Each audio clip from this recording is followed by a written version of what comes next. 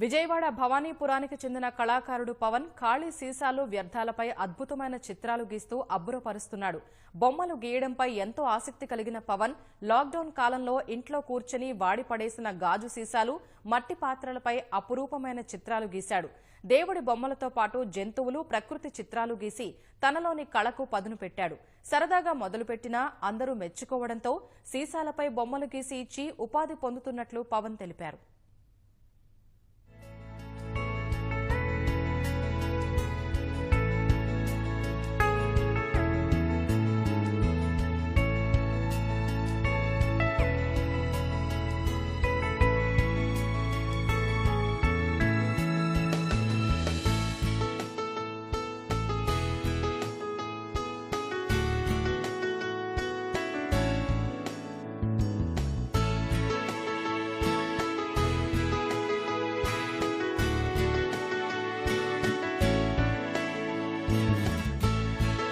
Lockdown టైంలో ఖాళీగా ఉండడంతో స్కూల్ డేస్లో ఎప్పుడో వేసినవి టైంపాస్గా తీసుకుని వేశాను. అలా మొదలుపెట్టిన తర్వాత ఒకటిగా మొదలు పెట్టాను. అలాగా చాలా అయినాయి, 1కి 10 అయినాయి.